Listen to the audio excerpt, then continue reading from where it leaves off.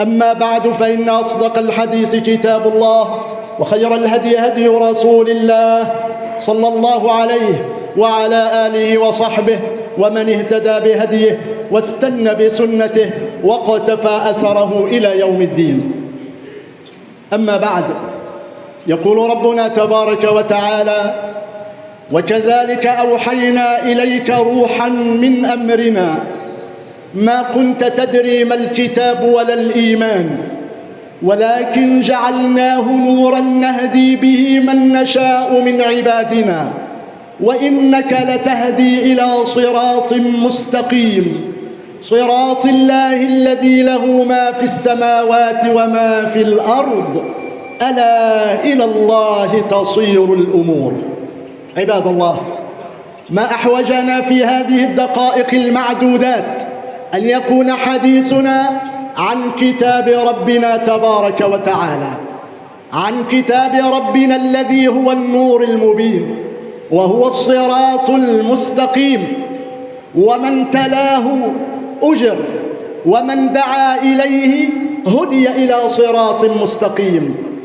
هو الحبل المتين وهو النور المبين وهو الذكر الحكيم. إنه كتاب ربنا تبارك وتعالى، كتاب أنزلناه إليك مبارك ليدبروا آياته وليتذكر أولو الألباب. أنزل ربنا تبارك وتعالى هذا القرآن وأمرنا بتلاوته وبتدبره وبالتفكر في آياته. أفلا يتدبرون القرآن أم على قلوب أقفالها؟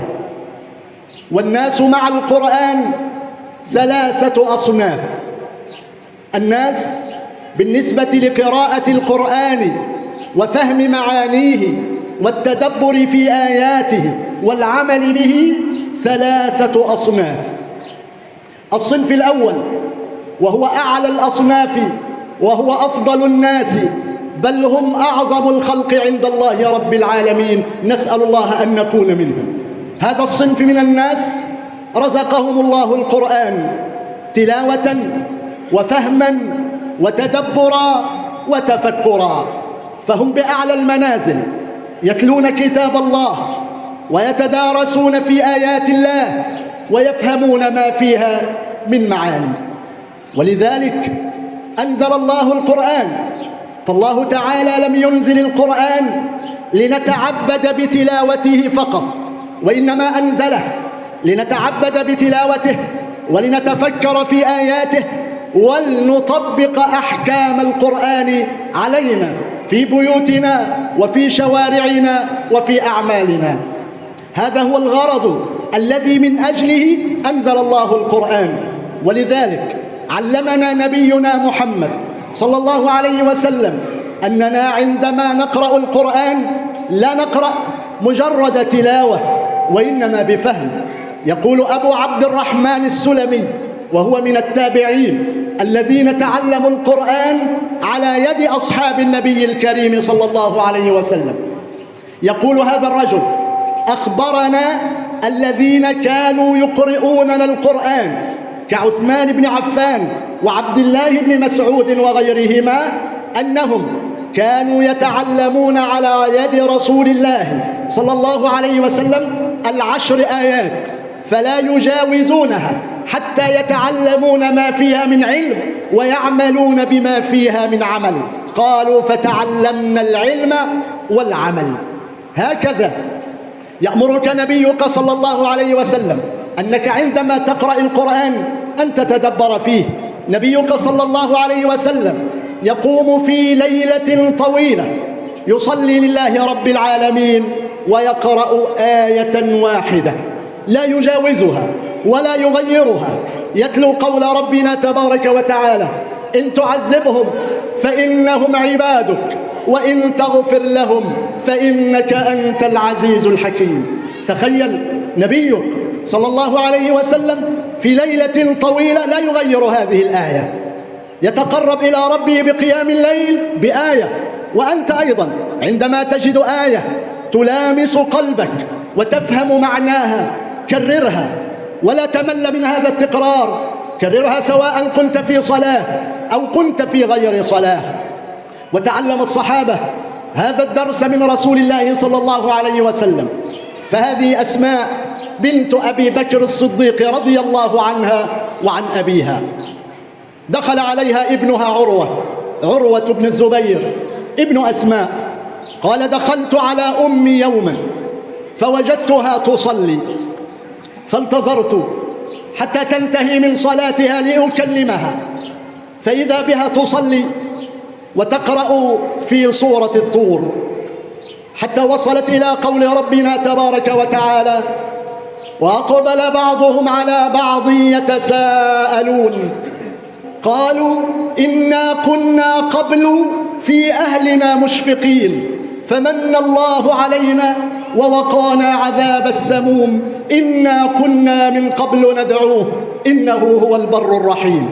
3 آيات وقفت عندها وما زالت تكررها، لأنها فهمت أن هذه الآيات هي حوار أهل الجنة عندما يكرمهم الله بدخول الجنة، فيلتقي بعضهم على بعض ويتساءل بعضهم مع بعض عن حالهم الذي كان في الدنيا. إنا كنا قبل في أهلنا مشفقين، يعني لما كنا في الدنيا كنا خائفين من عذاب النار. إنا كنا قبل في أهلنا مشفقين فمن الله علينا، أنعم الله علينا ووقانا عذاب السموم إنا كنا من قبل ندعوه إنه هو البر الرحيم. قال: فما زالت تردد الآية فتركتها وخرجت إلى السوق لأبيع وأشتري وأقضي حاجتي، ثم رجعت إليها بعد مدة وإذا هي في نفس الصلاة تكرر نفس هذه الآية: فمن الله علينا ووقانا عذاب السموم إنا كنا من قبل ندعوه إنه هو البر الرحيم. هكذا كان الصحابة يقرؤون القرآن، وهكذا يجب عليه. وهذا هو الصنف الأول من الناس، صنف يقرأ القرآن ويفهم معاني الآيات ويتدبر، فإذا مر بآية فيها رحمة وقف وسأل الله من رحمته، وإذا مر بآية فيها عذاب وقف واستعاذ بالله من عذابه، حتى وهو يسمع. هذا الصنف الأول. الصنف الثاني وهم نوع من الناس اكتفى بتلاوة القرآن ولم يشغل نفسه ولم يهتم بتعلم معاني القرآن والتدبر فيه، واكتفى بأن يأخذ أجرا على التلاوة فقط، وهذا أقل من الأول بكثير، لكنه على خير، فهو يقرأ القرآن ويأخذ ثواب هذه القراءة. أما الصنف الثالث عياذا بالله ونعوذ بالله أن نكون منهم، فهذا صنف من الناس يقرأ القرآن ويفهم القرآن، ولكنه يغير معاني القرآن، ولكنه يستغل القرآن من أجل الدنيا، فهو يستطيع أن يغير الآية وأن يحرف معناها ليحصل على ما يريد من متاع الحياة الدنيا. صنف من الناس يتكلم في القرآن بغير علم، إذا جلس في مجلس وسمع آية تكلم في هذه الآية وفسر هذه الآية بمزاجه وهواه، وهو لا يدري أنه بذلك يفتري على الله الكذب. قال تعالى: ومن أظلم ممن افترى على الله الكذب أو كذب بآياته أولئك يعرضون على ربهم ويقول الأشهاد هؤلاء الذين كذبوا على ربهم ألا لعنة الله على الظالمين. من يتكلم في كتاب الله بغير علم فهو يكذب على الله وهو يفتري على الله رب العالمين. يعني إذا تكلمت على آية في كتاب الله بمزاجك وهواك دون أن ترجع إلى أهل العلم وأهل التفسير فأنت تفتري على الله الكذب. فاتق الله ولا تتكلم في كتاب الله إلا بعلم. والله ربنا تبارك وتعالى يخبرنا في كتابه عن قوم كانوا صالحين يصلون يصومون، ولكنهم افتروا على الله الكذب، افتروا على آيات الله فأضلهم الله رب العالمين. قال تعالى: واتل عليهم نبأ الذي آتيناه آياتنا فانسلخ منها فأتبعه الشيطان فكان من الغاوين. ولو شئنا لرفعناه بها ولكنه أخلد إلى الأرض واتبع هواه فمثله كمثل الكلب إن تحمل عليه يلهث أو تتركه يلهث ذلك مثل القوم الذين كذبوا بآياتنا فاقصص القصص لعلهم يتفكرون. أمر الله نبيه أن يتلو على الناس خبر هذا الإنسان. ما قصة هذا الإنسان؟ إنسان أكرمه الله بكتابه وعلمه كتابه فصار عالما في كتاب الله رب العالمين، ولكنه لم يشكر نعمة الله على هذه، لم يشكر الله على نعمته، فاستغل علمه بكتاب الله ليحصل على الدنيا، فكان يحرف الآيات ويغير في معاني الآيات حسب هواه. قال تعالى: فانسلخ منها. انسلخ من آيات الله كما تنسلخ الحية من جلدها، فانسلخ منها وأتبعه الشيطان فكان من الغاوين. ثم قال تعالى: ولو شئنا لرفعناه بها. يعني الله يقول لو شئنا لهديناه بهذه الآيات، ولكن لأنه ليس أهلا لذلك، لأن نيته خبيثة، تركه الله للشيطان فأتبعه الشيطان فكان من الغاوين. وضرب الله له أسوأ الأمثال فقال: فمثله كمثل الكلب إن تحمل عليه يلهث أو تتركه يلهث. هو يلهث وراء الدنيا ولا يهمه، كل ما يهمه هو أن يحصل على الدنيا حتى ولو افترى على الله الكذب. ولذلك يقول النبي صلى الله عليه وسلم: إن مما أتخوف عليكم رجل قرأ القرآن. الله أكبر. النبي صلى الله عليه وسلم يقول: أنا أخاف عليكم من رجل يقرأ القرآن. ما صفة هذا الرجل يا رسول الله؟ قال: إن مما أتخوف عليكم رجل قرأ القرآن حتى رؤيت عليه بهجته وصار ردءا للإسلام. يعني رؤيت عليه بهجة القرآن وفرح القرآن وصار يدافع عن الإسلام. قال صلى الله عليه وسلم: ثم غيره إلى ما شاء الله فانسلخ منه ونبذه وراء ظهره. ثم لم يكتفي بذلك، قال: ثم سعى على جاره بالسيف ورماه بالشرك. فقال الراوي: يا رسول الله، أيهما أولى بالشرك، الرامي أم المرمي؟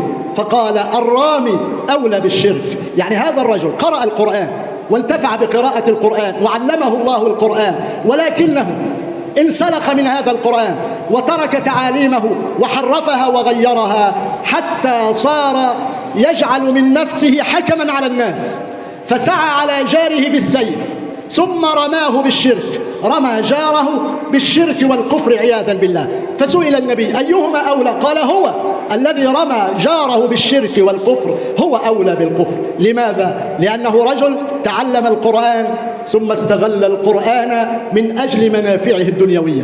وهذا ظاهر في كثير من الناس، قد يقع فيه بعض الناس وهو لا يدري، فيفسر آية من كتاب الله على مزاجه وهواه.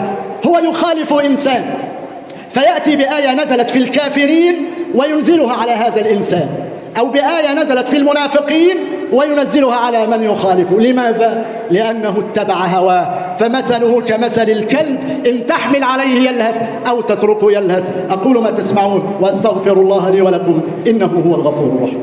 الحمد لله رب العالمين، الحمد لله حمدا كثيرا كما أمر، والصلاة والسلام على سيد البشر الشفيع المشفع في المحشر صلى الله عليه وعلى آله وصحبه. ما اتصلت عين بنظر وسمعت أذن بخبر. أما بعد عباد الله، إن القرآن العظيم هو شرف هذه الأمة، وإن الواجب علينا أن نهتم بهذا القرآن تلاوة وتدبرا وفهما. وأعظم ما تربي به الأبناء والبنات والأطفال والصغار والكبار أن تربيهم على كتاب الله. أعظم هدية تقدمها لأبنائك أن تربيهم على كتاب الله رب العالمين. وأبشر، فإنك عندما تربيهم على القرآن ستنتفع بهم في الدنيا وستنتفع بهم في الآخرة. يقول النبي صلى الله عليه وسلم: إن القرآن يلقى صاحبه يوم القيامة حين ينشق عنه القبر كالرجل الشاحب، فيقول له: أتعرفني؟ فيقول الرجل: لا.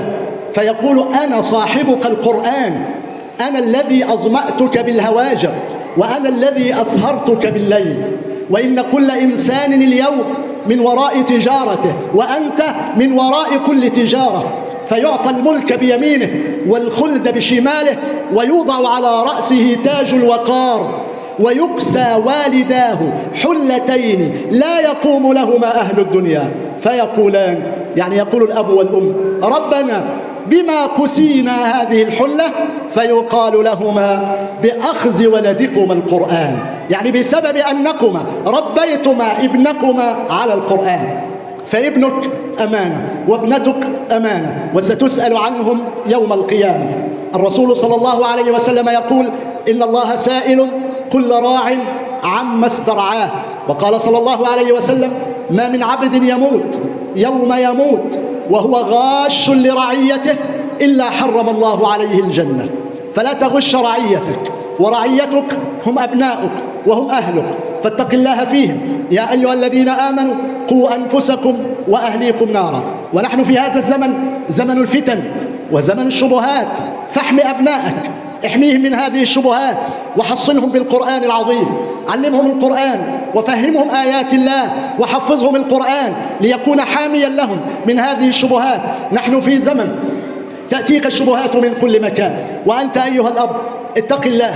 كيف يليق بك أن تأتي بمحمول لابنك الصغير الشاب أو ابنتك، ثم تتركهم وتترك ابنتك تعمل حساب على الفيس، على التويتر، انستغرام أو غير ذلك، وهي لا تنتهي هذه الأمور ولا نستطيع أن نحصرها. ولكن أنت الذي اشتريت هذا المحمول وتركت ابنتك بدون رقابة، ثم بعد ذلك تأتي الكارثة، كارثة يعيش فيها كثير من بيوت المسلمين إلا من رحم الله رب العالمين.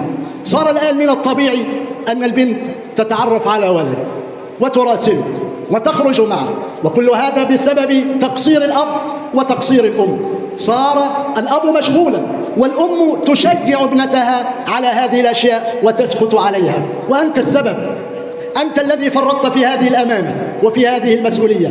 ألم أقل لك نحن في زمن قال فيه النبي صلى الله عليه وسلم: القابض على دينه كالقابض على الجمر. صرت الآن لا تأمن على أبنائك، حتى انتشرت هذه الفعلة الخبيثة، فعلة قوم لوط. صار يقع فيها أناس ما كنا نتخيل أن هذه الجريمة تظهر، أو في بلد من بلاد الإسلام أو في قرية من قرى الأرياف تظهر هذه الجريمة عياذا بالله التي يهتز لها المجتمع، ولكنها تقع.